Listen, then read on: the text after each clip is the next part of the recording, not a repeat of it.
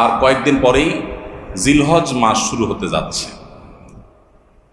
জিলহজ মাসের প্রথম 10টি দিন, এই দিনগুলো হলো ইবাদতের, নেক আমলের সবচেয়ে বড় যে মৌসুম রমাদান, তারপরে সবচেয়ে বড় মৌসুম হলো জিলহজের প্রথম দশক। ইবাদত এবং নেক আমলের জন্য আল্লাহ সুবহানাহু ওয়া তাআলা আমাদেরকে কিছু মৌসুম দিয়েছেন, কিছু সিজন দিয়েছেন। এই সিজনগুলোর মধ্যে থেকে সবচেয়ে বড় ইবাদতের মৌসুম বা সিজন কোনটা? রমজান মাস। মাসব্যাপী পুরো 30 দিনের মৌসুম। রমজানের পরে ইবাদতের সবচেয়ে বড় বৃহত্তম ইবাদতের মৌসুম হলো কোনটা? জিলহজের প্রথম 10টা দিন। এই 10টা দিনের মর্যাদা, এই 10টা দিনের ফজিলত, এই 10টা দিনের মাহাত্ম্য আমাদের দেশের বেশিরভাগ মানুষ জানেন না। অথচ রমাদানের মর্যাদা মাশাআল্লাহ আমরা কম বেশি সবাই জানি। রমাদান মাসে আমাদের দেশে আলহামদুলিল্লাহ সাধারণ মানুষ যারা একেবারে দিন থেকে খুব বেশি যে দিনের খুব কাছে থাকেন তা না, দিন থেকে দূরে অনেক, তারাও রমজান মাস আসলে আলহামদুলিল্লাহ কিছু না কিছু ইবাদতের চেষ্টা করেন। তার মানে আলহামদুলিল্লাহ রমজান মাস ইবাদতের মৌসুম হওয়ার বিষয়টা এস্টাবলিশড। কিন্তু রমজান মাসের পরে ইবাদতের যে দ্বিতীয় বৃহত্তম মৌসুম আছে জিলহজের প্রথম 10 দিন, এই দিনগুলো, এই 10টা দিনও যে ইবাদতের বিরাট বড় মৌসুম, অনেক ফজিলতপূর্ণ সময়, এই সম্পর্কে আমাদের সমাজে খুব বেশি আলোচনা বা জানাশোনা নাই বললেই চলে। জিলহজের প্রথম 10 দিন আসলে আমাদের সমাজে একটা চিত্র আমাদের চোখের সামনে ভেসে ওঠে। রমজানের কথা চিন্তা করলে আমরা তারাবির কথা মনে করি, কোরআন তেলাওয়াতের কথা মনে করি, রোজা রাখার কথা মনে করি, ইফতার করার কথা মনে করি, সাহারি করার কথা মনে করি। আলহামদুলিল্লাহ অনেক ইবাদতের চিত্র আমাদের সামনে রমজানের কথা চিন্তা করলে ভেসে ওঠে। কিন্তু জিলহজের কথা চিন্তা করলে আমাদের স্মৃতিতে ভেসে ওঠে শুধু একটা চিত্র। জিলহজের প্রথম দশকের একটা চিত্রই আমাদের স্মৃতিতে ভেসে ওঠে। সেটা কোনটা? গরু আর ছাগল। জিলহজের প্রথম দশকের একটা স্মৃতি আমরা জানি, সেটা কি? গরু আর ছাগল। রাস্তাঘাটে, বাজারে, গ্যারেজে, ঘরবাড়িতে, সব জায়গায় শুধু গরু আর ছাগল। জিলহজের প্রথম দশক মানে কি শুধু গরু আর ছাগল? ভাইরা আমার, এই হারিয়ে যাওয়া, বিলুপ্ত প্রায় ইবাদতের এই মৌসুমের ধারণাকে পুনর্জীবন দান করা সময়ের অপরিহার্য একটা দাবি। মুসলিম মিল্লাত আমরা ভুলে গেছি। এজন্য আজকে আমরা যে কথাগুলো বলবো, আল্লাহর ওয়াস্তে সবাই পাক্কা নিয়ত করে নেই, এই কথাগুলো অনুযায়ী আমি নিজে তো আমল করবো ইনশাআল্লাহ। আমি বাইরে গিয়ে আমার পরিবারে, আমার পরিচিত লোকদের মধ্যে আরো কয়েকজন মানুষকে আমি সচেতন করবো ইনশাআল্লাহ।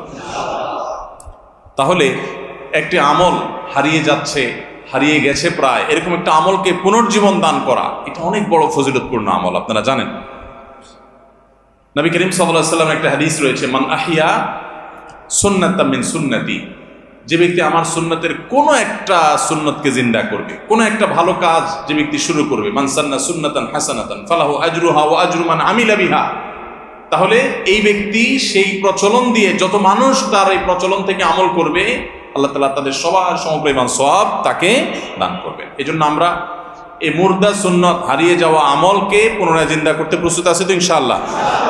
তাহলে আজকে আমরা যারা এই কথাগুলো শুনবো তারা শুধুমাত্র আমলের নিয়ত না, আমল তো বটেই, আমরা দাওয়াতের নিয়তে শুনবো, ঠিক আছে তো ইনশাআল্লাহ। এবং জিলহজের এই প্রথম দশক পর্যন্ত আরো যে দিনগুলো আছে, এই দিনগুলোতে প্রায় 20 দিন সময় আছে। এই 20 দিন সময়, পুরো সময় জুড়ে আমরা অন্যদেরকে সচেতন করব, সতর্ক করবো। আসুন্নাহ ফাউন্ডেশন থেকে আমরা একটা লিফলেট তৈরি করেছি, ছোট্ট A4 সাইজের অর্ধেক, একবারে ছোট্ট একটা লিফলেট আমরা তৈরি করেছি। এই লিফলেটটা ইনশাআল্লাহ আগামীকালকে ছাপায় চলে আসবে।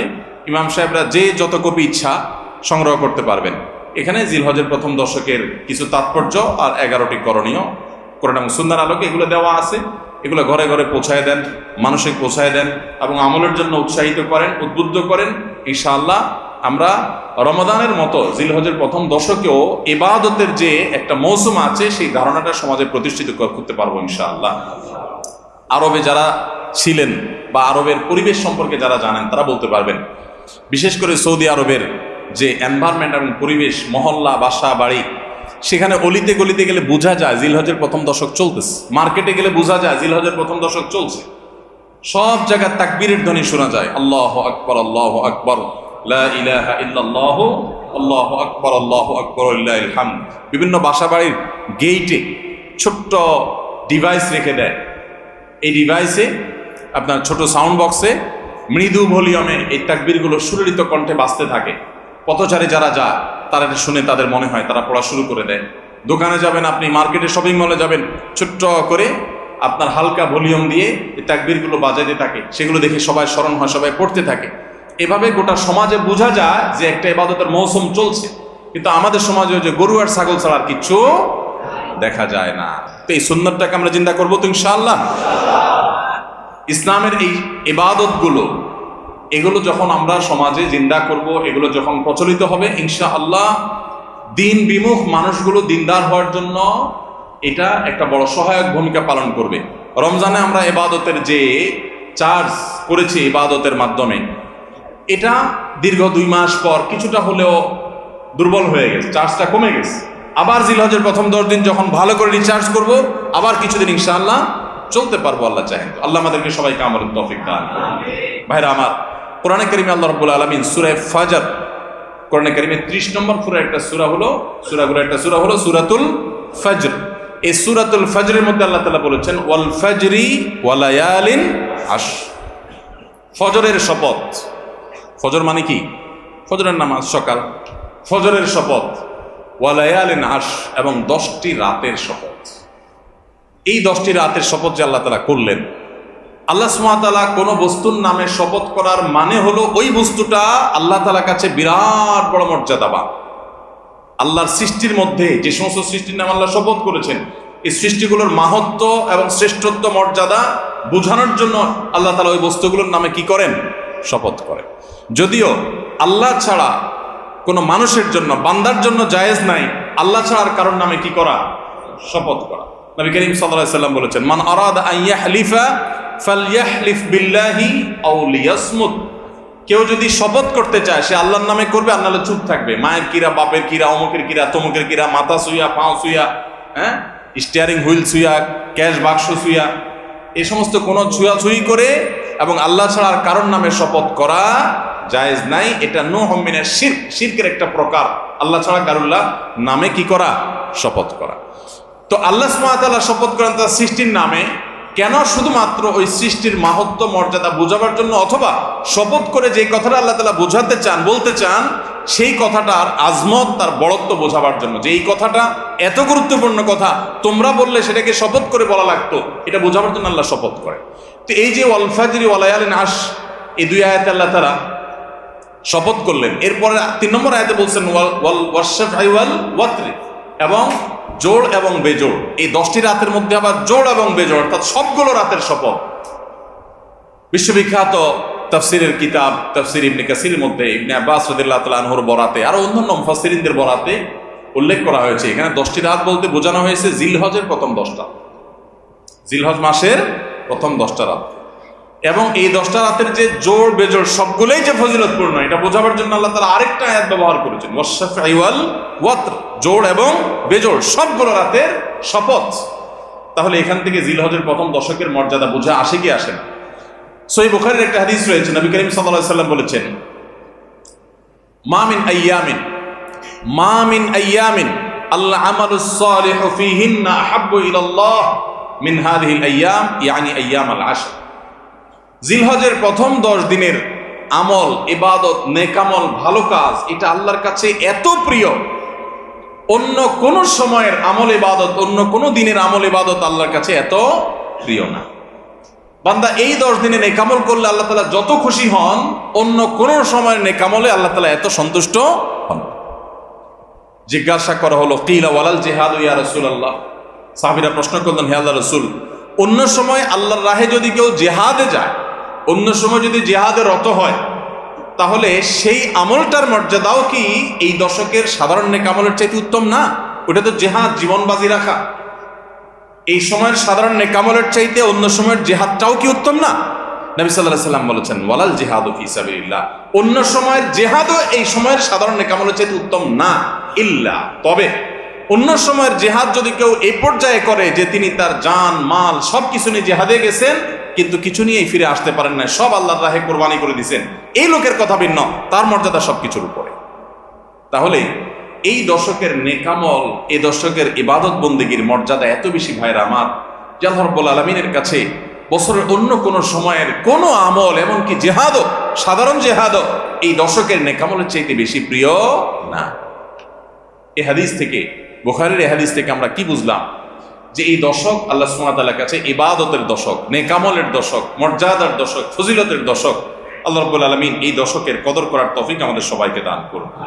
ভাইরা আমার, বিশ্ববিখ্যাত হাদিসবেত্তা হাফেজ ইবনে হাজার আসকালানী রাহমাতুল্লাহি আলাইহি জিলহজের প্রথম দশক সম্পর্কে বলেছেন, জিলহজের প্রথম দশকের এত মর্যাদা কেন বেশি ভাই? কারণ সমস্ত ইবাদাতের সমাহার এই দশকের মধ্যে আছে। ইসলামের যে মৌলিক ইবাদতগুলো আছে প্রায় সব, মেইন সব ইবাদতগুলোর সমাহার এই দশকে আপনি খুঁজে পাবেন, এমনকি রমজানেও পাবেন না সব, এই দশকে সবগুলোর সমাহার পাবেন। কিভাবে? এই দশকে আমরা দেখি যে প্রথমত ইমান তো 12 মাসের আমল, অন্য সময়ও আছে, এই সময়ও আছে। 5 ওয়াক্ত নামাজ 12 মাসের আমল, অন্য সময়ও পড়তে হয়, এই দশকেও পড়তে হয়। রোজা রমজান মাসে আছে, এই দশকেও রোজা আছে, প্রথম 9 দিনই রোজার কথা হাদিসে আছে, আবার বিশেষভাবে আরাফাতের দিন রোজার কথা আছে। তাহলে ইসলামের তৃতীয় রকম রোজা, অবশ্য হজ হলো জাকাত হলো তৃতীয় রকম। জাকাত অন্য সময় দেওয়া যায়, এই সময়ও দেওয়া যায়, তাহলে জাকাত আদায়যোগ্য সময় এটা। আবার রোজারও আমল এই দশকের মধ্যে আছে। আর হজ তো হয়ই এই দশকে, হজের মূল কাজই হলো এই দশকে, ফরজ কাজগুলো সব এই দশকেই হয়ে যায়। তাহলে এই দশকে ঈমান আছে, নামাজ আছে, জাকাত আছে, রোজা আছে, হজ আছে, আবার কোরবানি আছে, আবার জিকিরের জন্য আলাদা নির্দেশ আছে। এই দিনগুলোতে বিশেষভাবে আল্লাহর জিকির কর আছে না নাই ভাই? তাহলে আমরা কি বুঝলাম? এই দশকে সমস্ত ইবাদতের কি আছে? সমাহার আছে, সমস্ত ইবাদতের নজির আছে। এই জন্য এই দশকের মর্যাদা অনেক বেশি। আল্লাহ রাব্বুল আলামিন এই দশকের মর্যাদা এবং কদর আমাদের সবাইকে করার তৌফিক নসিব করুন। ভাইরা আমার, এই দশকের মর্যাদা নিয়ে আমরা কথা বাড়াতে চাই না, এবার আমরা করণীয়তে চলে যাই। কি করব আমরা কোরআন এবং হাদিসের আলোকে 11টি আমলের কথা বলতে পারি। এই 11টি আমল এই দশকের জন্য খাস, স্পেশাল। সর্বপ্রথম আমল বলেছি বেশি বেশি আল্লাহর জিকির করা। বেশি বেশি কি করা? আল্লাহর জিকির করা। এই দিনগুলোতে, নির্দিষ্ট দিনগুলোতে আল্লাহর জিকির করবার নির্দেশ আল্লাহ তাআলা কোরআন কারীমে সূরা তাওবায় করেছেন। দ্বিতীয় আমল বলেছি বেশি বেশি নেক আমল করা, কারণ এই দশকের নেক আমল আল্লাহর কাছে অন্য যে কোনো সময়ের নেক আমল ভালো কাজের চাইতে বেশি প্রিয়। এই দশকের নেক আমল চলতে থাকবে, সেটা জিকির হোক, তেলাওয়াত হোক, দান সাদাকা হোক, নফল রোজা হোক, নফল নামাজ হোক, যত রকমের ইবাদত আছে, এটা ইবাদতের দশক। রমজানে যেরকম ইবাদত করতে থাকি আমরা, এই দশকে এরকম কি চলবে? ইবাদত চলতে থাকবে। 3 নম্বর আমল হলো অন্য যে কোনো সময় আমরা গুনাহ এবং পাপাচার থেকে বাঁচার জন্য যতটা চেষ্টা করি, এই দশকে গুনাহ থেকে বাঁচার চেষ্টাটা হবে অন্য যে কোনো সময় চাইতে অনেক বেশি। কারণ এই দশক মর্যাদাপূর্ণ ইবাদতের জন্য, সেখানে গুনাহ করলে তার দায় এবং তার প্রায়শ্চিত্ত এরকম ভয়াবহ হবে। এই জন্য এই দশকে গুনাহ থেকে বিশেষভাবে বেঁচে থাকার চেষ্টা করা। 4 নম্বর আমল বলেছিলাম যাদের আল্লাহ সামর্থ্য দিয়েছেন তারা হজ করবেন। 5 নম্বর আমল বলেছিলাম যাদের আল্লাহ সামর্থ্য দিয়েছেন তারা কোরবানি করবেন। 6 নম্বর আমল বলেছিলাম যারা কোরবানি করবেন, এমনকি বিভিন্ন হাদিস থেকে বোঝা যারা কোরবানি করবেন না তারাও, এমনকি বাচ্চাদেরকেও জিলহজের এই 10 দিন চুল নখ কাটা থেকে বিরত থাকবেন। চাঁদ ওঠার আগে করবেন আর কোরবানির পরে করবেন। কয় নম্বর আমল গেল? 6 নম্বর। 7 নম্বর আমল হলো সাধারণভাবে এই 10 দিন রাত দিন যত বেশি পারেন উচ্চস্বরে সরবে তাকবীর পাঠ করতে থাকবেন। আল্লাহু আকবার, আল্লাহু আকবার, লা ইলাহা ইল্লাল্লাহ, আল্লাহু আকবার, আল্লাহু আকবার, ওয়ালিল্লাহিল হামদ। কোন হাদিসে 3 বার তাকবীর আসছে শুরুতে, আল্লাহু আকবার, আল্লাহু আকবার, আল্লাহু আকবার, লা ইলাহা ইল্লাল্লাহ, আল্লাহু আকবার, আল্লাহু আকবার, আল্লাহু আকবার, ওয়ালিল্লাহিল হামদ। আর 8 নম্বর আমল হলো এই তাকবীরটাই বিশেষ সময়ে, বিশেষ দিনে, বিশেষ সময়ে পড়া। সেটা কিভাবে?